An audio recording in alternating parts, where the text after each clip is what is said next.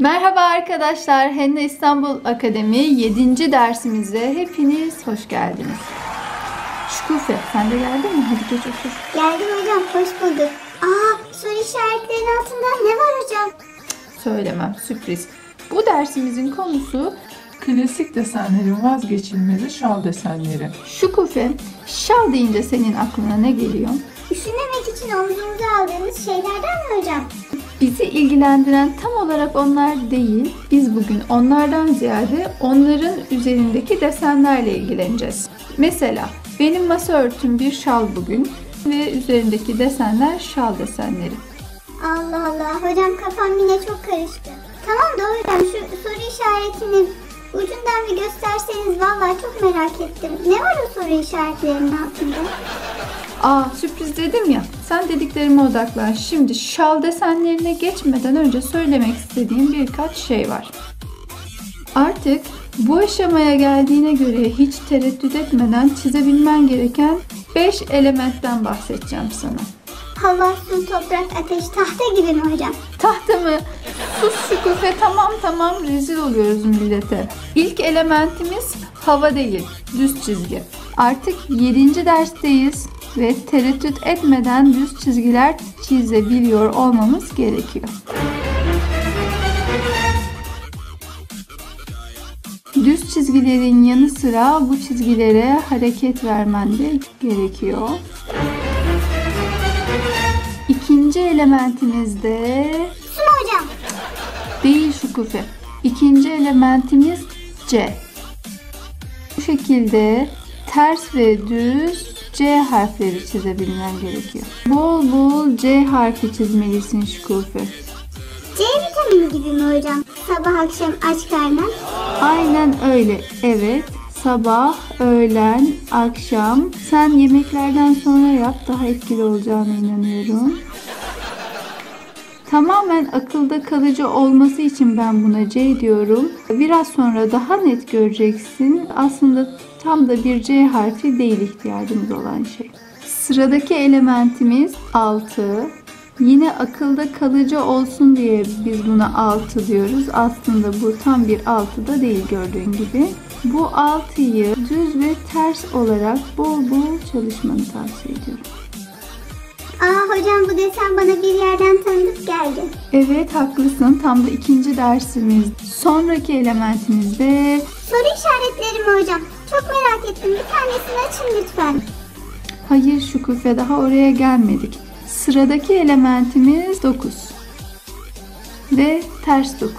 Altının tersi hocam zaten, bu basitmiş. Haklısın Şükufe. Çalışana oldukça basit. Basit şeyler bunlar.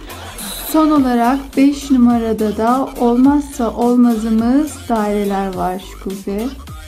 Nasıl daire çizildiğini hatırlıyorsun değil mi? Hatırlıyorum hocam.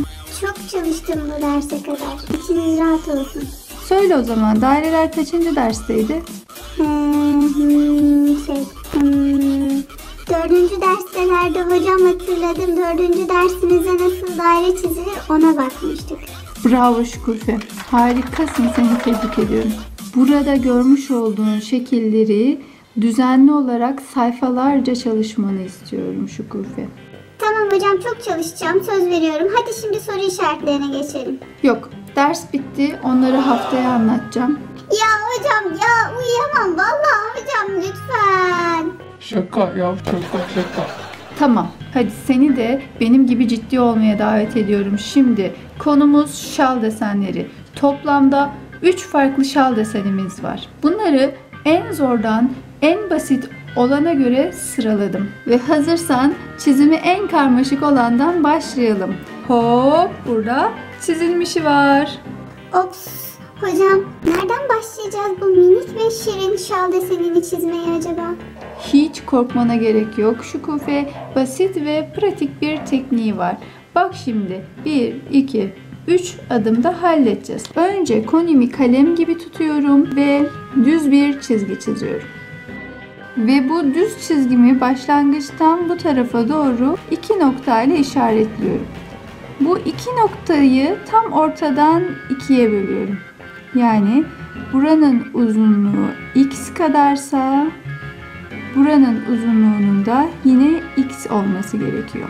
Şimdi tam buradaki x kadar bir parça da burada hesaplıyorum. Oraya da bir nokta koyuyorum. Yapmam gereken şey bu noktayla bu nokta arasında bir C şekli hayal etmek. Aynı 2 numarada çalıştığımız gibi buraya bir C şekli çiziyorum. Bu nokta ve bu nokta arasına bu defa küçük bir C şekli çiziyorum ama tam ters pozisyonda. Adım adım gidiyoruz Şükufe. Birinci adım buydu. İkinci adıma gelelim. Bir düz çizgim var. Düz çizgimi 4 eşit parçaya böldüm. Burada bir C hayal ettim ve burada ters bir C hayal ettim. Hemen gerçek çizgilere dönüştürüyorum bunu. Bu defa buradaki oyuntuya bir daire hayal ediyorum. Ve bunu gerçek çizgilere dönüştürüyorum. Şal desenim oluşmaya başladı. 3. adıma geldik. Düz bir çizgi hayal ediyorum. Düz çizgimi 4 eşit parçaya bölüyorum. Buraya bir C şekli hayal ettim. Buraya ters bir C şekli hayal ettim. Ve bunu gerçek çizgilere dönüştürüyorum. Buradaki oyuntuya bir daire hayal ettim. Dairemi çizerken abartmaktan korkmuyorum. Gelelim aşağı tarafa. Bu tarafa da yine bir C harfi hayal ediyorum. Bu defa boyun kısmında inceliyor. Burası desenimizin boyun kısmı. Bu noktadan boyuna doğru gelen bir C hayal ediyorum ve bunu dairemle birleştiriyorum. Hocam eğlenceli görünüyor. Evet, çok eğlenceli. İşin en eğlenceli tarafı da bu şekle istediğimiz direksiyonu verebiliyor olmamız. Mesela ben bu şeklimin çizgisini eğer bu şekilde çizersem desenim bu tarafa bakıyor olacak. Yapalım mı? Yapalım hocam.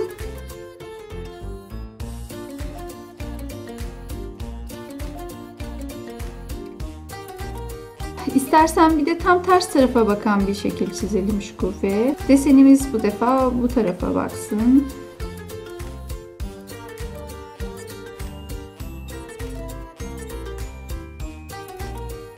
Ta ta ta tam. Kolay mıymış Şükufe? Hocam bu kadar basit olacağını hiç düşünmemiştim. 2 numaralı şal desenimize geçelim istersen. Hop. Bu desenin çizimi çok daha basit Şükufe. 2 aşamada bitireceğiz deseni şimdi. Birinci aşamada yine konimi kalem gibi tutarak düz bir çizgi hayal ediyorum. Bu çizgiyi yine 2 noktayla bölüyorum. Bu 2 nokta arasına bu defa daha sivri bir C şekli hayal ediyorum. Tam bir C değil, fark ettiysen böyle sivri bir dağ gibi bir şey çiziyorum buraya. Bu defa kıvrımı yapacağım. Bu kıvrımı ilk desende olduğu gibi çizginin altına değil, çizginin üstüne yapıyorum. Burada bir daire hayal edip bunu kıvırıyorum. Desenimin birinci aşaması buydu. İkinci aşamaya bakalım. Düz bir çizgi çizdim. Böyle bir göbek hayal ediyorum bu çiçeği. Bu desenime böyle bir göbek hayal ediyorum. Çizginin üstüne doğru kıvırıyorum. Gelelim arka tarafına. Arka tarafında da yine bir C şekli hayal ediyorum. Ve tam bu çizginin devamı olacak gibi bunu birleştiriyorum. Sonradan ekleme değil, bir bütünmüş gibi görünmesi önemli. Elbette çok pratik yaparak bu bütünlüğü sağlayabilirsin. Ay hocam.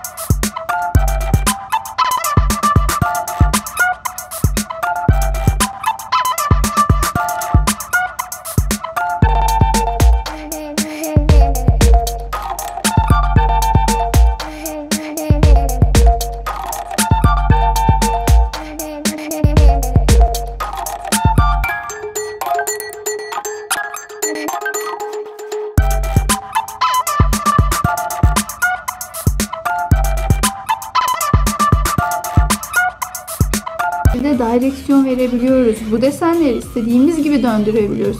Ay hocam, şimdi 3. soru işaretini daha çok merak ettim. Acaba o neye benziyor? O zaman 3. desenimi açıyorum. Hazır mısın? İşte karşında 3. şal desenimiz. Hocam gittikçe parça bırakıyor bunlar. Evet öyle. Bu desenimizde bir yaprak formu var. Yaprak olarak da sıklıkla kullanabildiğimiz bir desen bu. Diğerlerine göre çok daha basit. Haydi formüle bakalım istersen. Tahmin edebileceğin gibi bu deseni de 2 aşamada tamamlayacağız. İlk olarak buraya bir çizgi çiziyorum. 2 noktayla bu çizgimi bölüyorum. Buraya sivri bir göbek hayal ediyorum. Yukarı doğru kıvırıyormuş gibi yaptım ama kıvırmadım. Bu kadar bana yetiyor. İkinci aşamaya bakalım. 2 nokta belirledim. Buraya sivri bir göbek hayal ediyorum. Kıvırıyormuş gibi yaptım ama çok da kıvırmadım. Şimdi Şükufe, ne kadar basit gibi görünse de bu desende dikkat etmemiz gereken şeyler var. Örneğin uzunluklar. Bu desenin en uzun noktasına biz X diyoruz. Buradaki uzunluğa Y diyoruz. Ve alt taraftaki C harfini çok kısa tutuyoruz. Yani buradaki gibi mesela buraya X dersek buraya da X deriz. Hemen hemen eşit gibi. Ama burada bu eşitliği sağlamıyoruz. Aşağıyı mümkün olduğu kadar dar bir şekilde birleştiriyoruz. Yani buradaki uzunluğa Z diyebiliriz. X, Y ve Z. Bütün uzunluklar birbirinden farklı bu desende. Biraz daha büyük yapalım istersen. Uzunluklara bakalım tekrar. Buradan ve buradan böldüm. Buraya X diyorum. Buranın uzunluğuna da Y diyorum. Ve aşağının uzunluğuna da Z diyorum. Bu yaprak formunda bir şal deseni ve her tarafının uzunluğu diğerinden farklı. Aynı formülle bu desene direksiyon verebiliyorum. Evet Şükufe, ne dersin? Yaprağı çok beğendim hocam.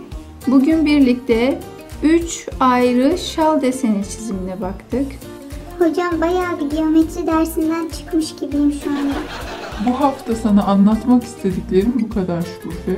Elbette şal desenleri bunlarla sınırlı değil, ancak süremiz sınırlı olduğu için bu dersi burada bitireceğim. Haftaya kaldığımız yerden devam edeceğiz. Tamam hocam, zaten bu süre zarfında anca sindirmiş olurum bu şekilleri. Ben gidiyorum öyleyse, vakit geçirmeden sıcak sıcak çizim yapmaya başlayalım. Ve siz değerli izleyicilerimiz, Eğer derslerimi faydalı buluyorsanız lütfen kanalıma abone olmayı, beğeni ve yorumlarınızla bana destek olmayı ihmal etmeyin. İyi çalışmalar dilerim. Sevgiyle kalın, hoşça kalın.